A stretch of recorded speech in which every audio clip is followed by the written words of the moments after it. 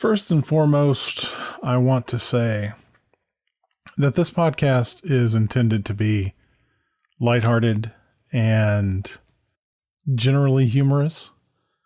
At least that's my hope. That's my intention.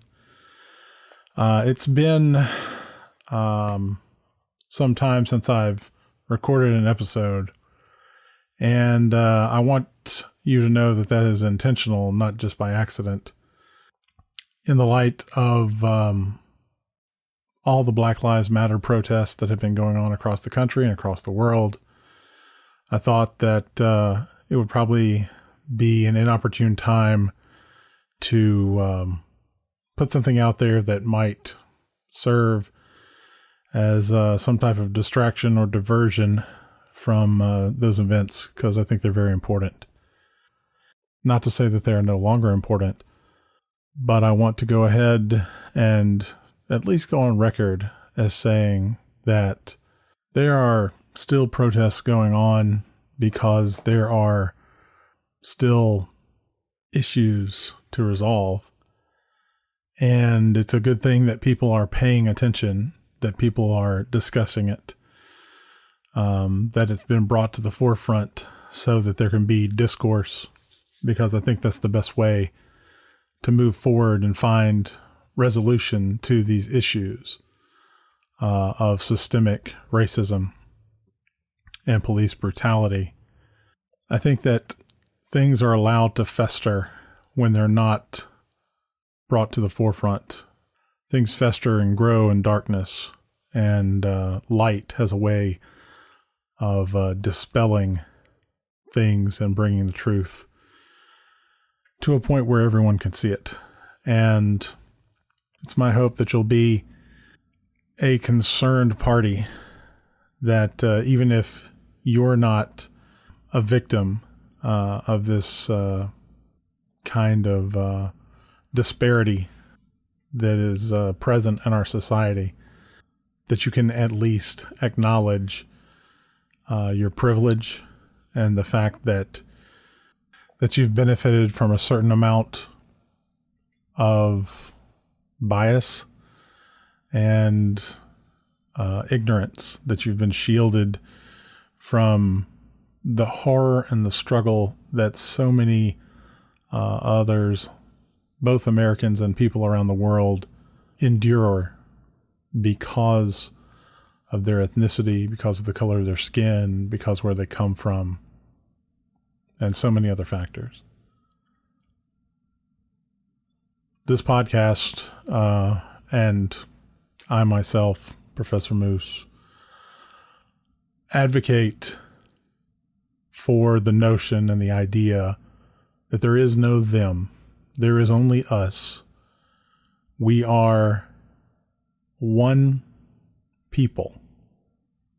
There are distinctions in that people, but we are a group, and we need to acknowledge those distinctions. We need to understand that there are people who are treated as other, who are treated as them because of those distinctions, and work towards a world where those distinctions aren't held as something that divides us, as something that we use or that people use to say that one is better and one is lesser. So we're going to continue with the podcast. I'm going to continue recording episodes. We'll resume our sort of hopefully getting close to usual schedule. But in the meantime, be sure that you are spending some time and spending some of your disposable income trying to make the world a better place, trying to help out your fellow man.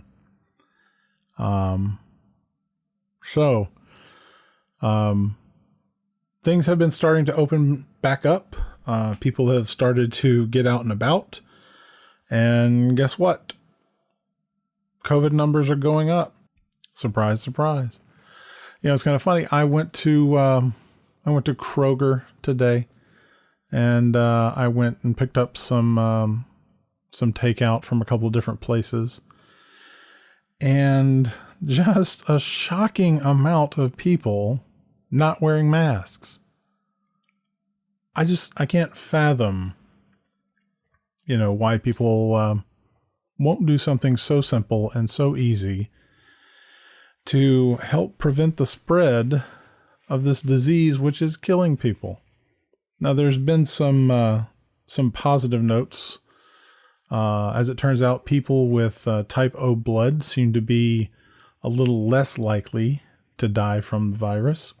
There's been some success with a common steroid in treating people.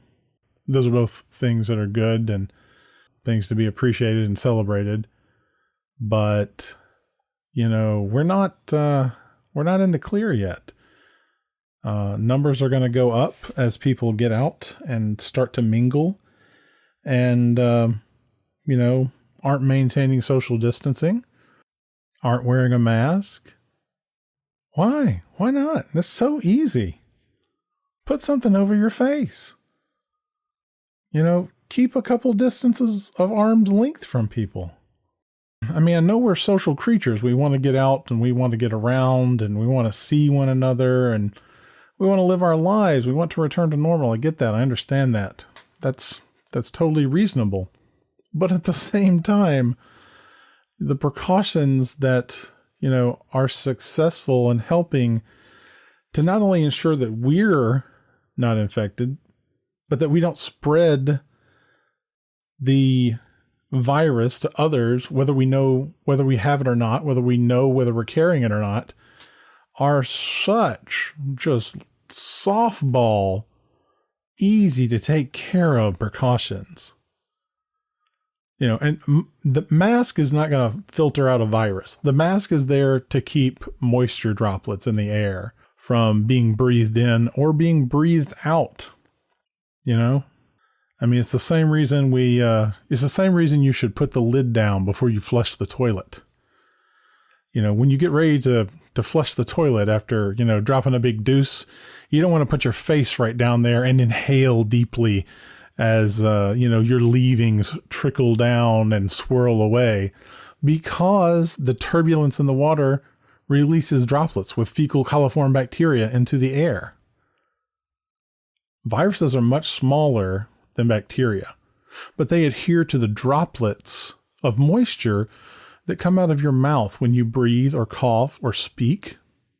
And I know it doesn't seem like that. We don't seem like we're constantly spewing forth vapor and spitting, but you are. You just don't see it. So please, for the love of everything good, wear a mask. Limit your interactions with people, and when you do interact with people, give them some space. Gosh, it's such a simple thing to do. And also, let me go ahead and say this. If you're one of those people who have been spouting the notion that wearing a mask increases your CO2 intake, decreases your oxygen intake, makes it harder for you to breathe, can lead to like some type of carbon dioxide blood toxicity, you are flat out wrong. That is 100% incorrect. Surgeons and nurses wear masks all day, some of them every day, and that's just not real. It's a made-up excuse because you don't want to have to go to the trouble of wearing a mask on your face. And that's all it is. So let's not be dumb, okay?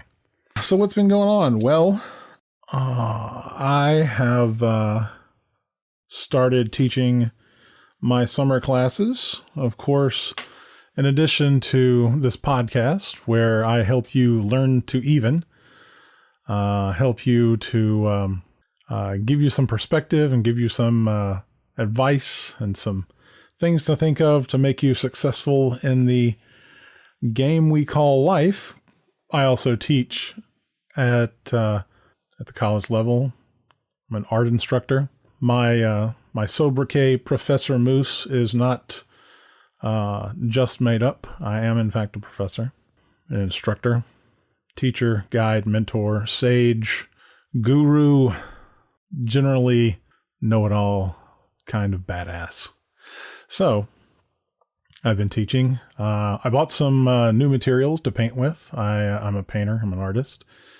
I have some really big watercolor paper, and it's synthetic paper. And so it's somewhat of a challenge because the water doesn't soak into the paper. It just sort of sits on it.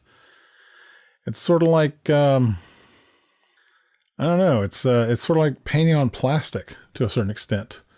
So you have to dry things out really quick. I've been drying with a hairdryer, using dry brush techniques where the paint is really thick and not watery, which, I mean, for watercolor, I mean, that's kind of the point. So it's been quite a challenge, but I'm still working on it, and I hope to have some good results with it once I get the hang of it. I have about 4 commissions, people wanting things painted. So I want to get more familiar with the medium and get down to making some financially lucrative works of art. So on the cooking front, been grilling out a lot. And I've discovered that when it comes to charcoal, you really do get what you pay for. I found some inexpensive charcoal, kind of a off-brand, or maybe, a Walmart brand charcoal. Really inexpensive. And I thought, hey, that's a pretty good deal on some charcoal. And so I bought a bag, and it lights really easy, but it burns really quick. And that's a problem if you want to cook something other than hamburgers and hot dogs. So I bit the bullet and I went and bought 2 enormous bags of Royal Oak natural wood charcoal, which wasn't terribly expensive, but man, it is so much better to cook with. Lights easy, it stays hot, you can just cook forever on it. I've discovered, however, a small problem about cooking on the grill. When I cook on the grill, especially if it's something that's very fatty, I have to kind of wash my car right afterwards. So I don't know if you know this. Most people know this. When you think about it, oil floats on water, right? Oil is lighter than water. We've all seen an oil slick on a mud puddle or, a lake or something like that. So when you cook food, the oil, fat, and meat will drip out and render and fall down into the fire and sometimes catch flame and some stuff like that. But some of it doesn't catch flame. Another thing that happens when you cook food is that the moisture in that food heats up and evaporates. This kind of ties back into our, water droplet thing. So what happens is when that water turns to steam and evaporates and leaves the meat as water vapor, droplets of oil stick to that water vapor and they rise up because, hot air rises. And so those droplets, which are coated in oil, are, light enough to be carried by the heat coming off the flames. And so they will, rise up and collect under my carport. And then once the cooking's done and things begin to cool down, that water vapor then begins to float down and settle, bringing the oil with it. And as it does, it coats the windshield of my vehicle. So when I get in the car and I, turn the wipers on to, wipe away some of the stains, the oil reacts with the rubber and the wiper blades, and it leaves rubber streaks where the wiper blades stop on the windshield. And one of my pet peeves, and I don't know why this is, but one of my absolute worst pet peeves in the entire world, completely come unglued and go insane, is a filthy, dirty windshield. I cannot stand not being able to see. I'll fixate on what's in front of me. I'm the reason that, you're required to fix those cracks in your windshield, because I'm the kind of driver that will just go down the highway, and if I don't have something else to occupy my mind, I'll start to fixate on that crack that's, 18 inches in front of me instead of the car that's 2 car lengths ahead of me. And I've never hit anyone from behind, but I have certainly had to brake and swerve on a couple of occasions where I let myself get distracted. So I picked up some cleaner to keep in the car so that after I cook on the grill, I can get out, get in the car the next time I get ready to leave and clean that stuff off. But it does take some elbow grease and some type of degreaser. My typical, I use Rain-X, like the bug dissolving Rain-X, because, I live in Mississippi Delta and it just doesn't quite cut it. It doesn't cut through the grease and stuff. That's kind of what's going on. The summer's a pretty slow time for me, so I'm hoping to get more done on the podcast because of that, because otherwise I really don't have much else to do besides, tend to my little online class and paint a few pictures. Because of that, I've gone into a deeper dive on YouTube, which is kind of hard to imagine for me because I'm kind of a YouTube nut anyway. I have a YouTube channel, which I may talk more about at some point later. If you want to look at it on YouTube, you can look for Delta Moose, DELTA space MOOSE, and you can probably find the channel. But a channel that I have come across, I love to cook, as you can probably tell if you've listened to this podcast more than once. And there's some great cooking YouTubes that I follow. One is Food Wishes with Chef John. There's You Suck at Cooking, which is brilliant. Binging with Babish. There's a channel called Townsend's that I like because they focused on 18th century cooking for a while, but they're a little bit more about just history reenactment than just cooking itself. One that I found recently is called Tasting History. It's all one word, capital T, capital H. It looks like it's only been around for about 3 months or so. They have a little over 35,000 subscribers, but I have really, really enjoyed the videos. The guy's name is Max Miller. I followed him on Twitter. I subscribed to the channel, and he struck a really nice balance of having videos that are part recipe and part history lesson. It's kind of, if it were too much of one or the other, I don't think it would be, as interesting as it is. But, he will go through and talk about the recipe, and he'll make a version using as close as you can get to the equivalent in modern times. I mean, there's stuff you just can't get today, or at least not nearly as easy, that was used in antiquity or at the point in history that this was made. Along with the recipe, there's a look at the historical context of the food, which is really interesting. And the videos are very digestible length. I don't think I've come across any that were longer than, say, 20 minutes. The longest video I see so far is like 16 minutes, so, you're not dialed in for a half hour, but it's a diversion. It's a perfect length. I think it's a really good length to sit down and watch something and enjoy it. You're not going to have to be parked there forever. One of the ways that I sort of think about YouTube videos is, am I going to get tired holding my phone in front of my face when I watch this? Like if I'm laying down in bed and I want to hold the phone sort of to the side, or maybe just hold it above me, am I going to have to reposition myself? Are my arms going to get tired? Or am I going to get worn out? And, most of these are not. And he's really interesting and really funny. So if you get a chance, go to Tasting History. You can go to YouTube and you can find his Twitter information. You can find his Instagram. The Twitter is @tastinghistory and the number 1. And I would encourage you to follow him. He seems like a really bright, energetic, entertaining content creator. And I am looking forward to more videos. So yeah. In other news, I recently purchased some new glasses.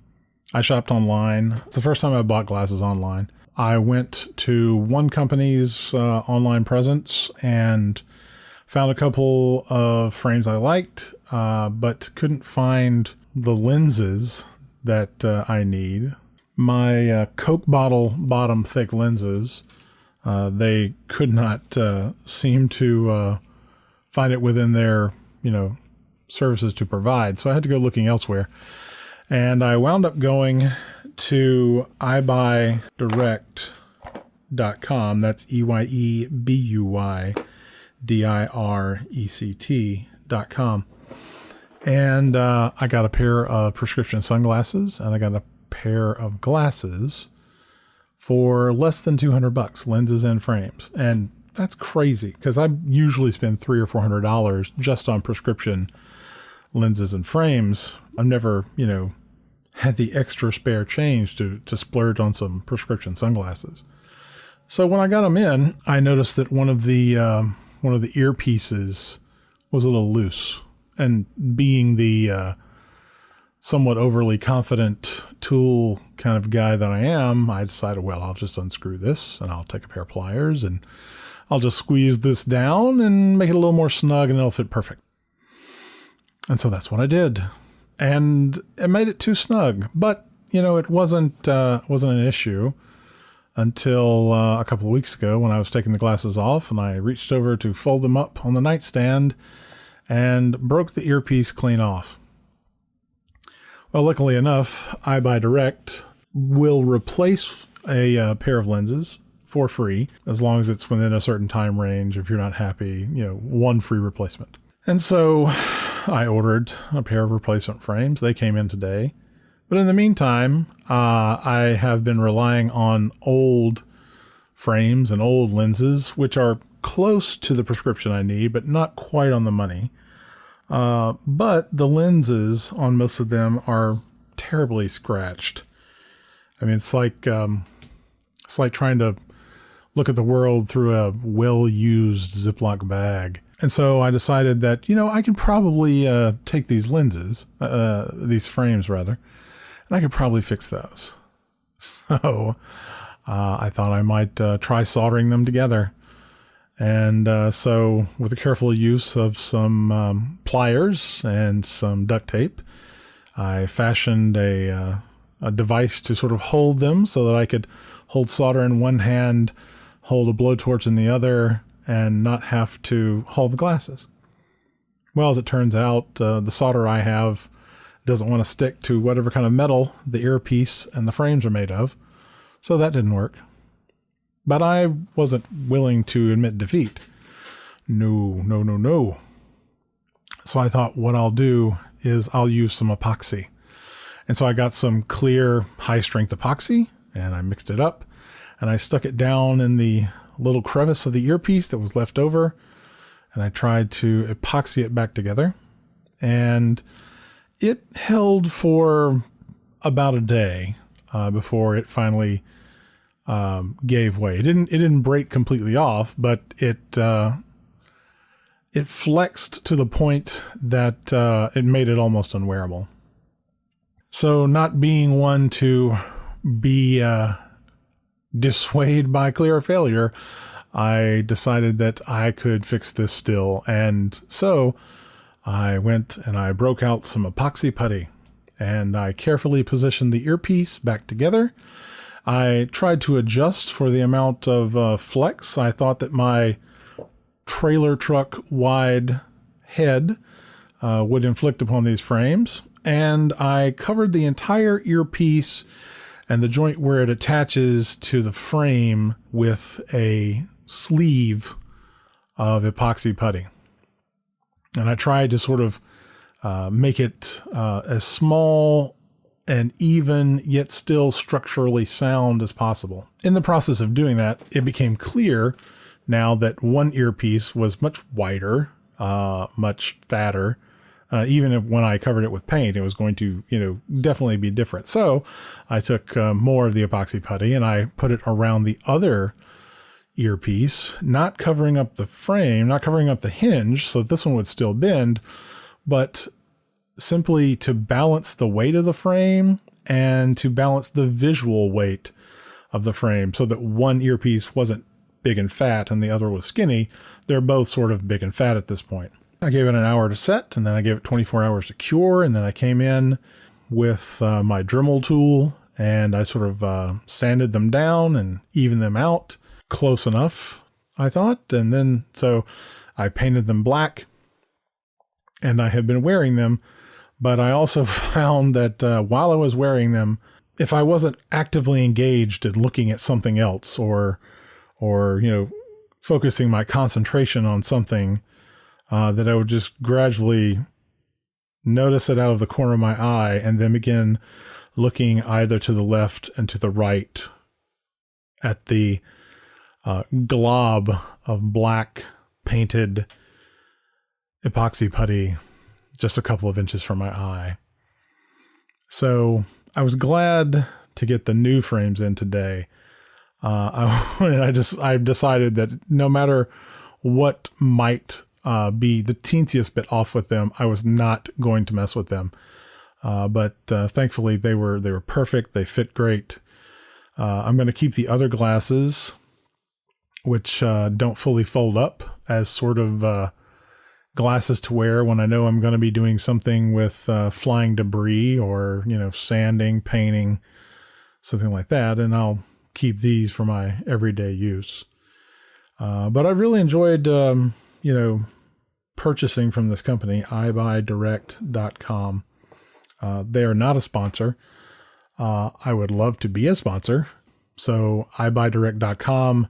If you hear this, give me a call. I will be happy to, trade airtime for free frames and glasses and lenses. I'm not too proud to beg, because what is pride? I've done things that I'm proud of. Sure. I've also done plenty that I'm not proud of. So I'm not so dishumble. That's a word I just created. I'm not so dishumble that I, wouldn't be willing to tell the people all over the world how much I like the products from EyeBuyDirect. Not only the products, but the service. I emailed them with my issue, and I got a quick response. It was easy. All they asked me to do was to take a picture of the broken frame, send it to them. I didn't have to send them back, and they sent me a brand new pair. So EyeBuyDirect, if you want someone to proselytize, to share the gospel of EyeBuyDirect, contact Professor Moose at Learn to Even. You can find me on Instagram, on Twitter, and of course, contact me through the podcast website. Our website is learn2even, LRN2EVEN.buzzsprout, BUZZSPROUT.com. And that's not just for EyeBuyDirect. I am happy to hawk any product that I believe in. And I'm not afraid to sell out. Now, I'm not going to lie. I'm not going to do that. I'm not going to lie. And I'm not going to shill subpar services and ingredients and materials and goods and services. For example, I will never, ever sell liquid smoke. Okay. I'm all about barbecue. I love barbecue. Liquid smoke is the devil. It is terrible because they sell you a bottle of liquid smoke, and no one should ever live a life long enough to go through that entire bottle. I don't care what you do. If you want to use liquid smoke, don't add even so much as a drop of liquid smoke to anything. If you're going to dole that stuff out, you need to take a toothpick and dip it down into the liquid smoke and then stir whatever with that toothpick, because that's the only amount that is not going to overpower whatever you put it in. If you want smoky ranch dressing, which the thought of that just makes me want to barf. But if that's what you want, then that's how you need to make it. Okay. So yeah, I've got standards. I'm not proud, but I've got standards, and I want to be able to stand by anything that I'm pimping out there for people. Pimping ain't easy. They say pimping ain't easy, but at the same time, pimping is easy. If you don't believe me, just ask Dave Chappelle. I think he's already cleared that up. Yeah. So we're just kind of hanging in for the summer, cooking on the grill, hanging out with some friends, wearing masks, keeping everybody at double arm's length, but still trying to, grasp at some straw of normalcy, camaraderie, community. So I think I've taken up enough of your time. Please contact us, follow us on Twitter, follow us on Instagram, subscribe to the podcast. You can find us all over different places: Apple Podcasts, Spotify, Google Podcasts, Stitcher, iHeartRadio, TuneIn, Alexa, Podcast Addict, Podchaser, Deezer, Listen Notes, Overcast, Pocket Cast, Castro, Castbox, and for some reason not Pandora yet. Pandora, what's the problem? Okay, I'm not going to go there. I'm not going to get mad. I'm going to stay calm. This is my calm voice. Thank you for listening. Be good to each other. Be kind. Try to make the world a better place. And as always, thank you for letting me help you learn to even.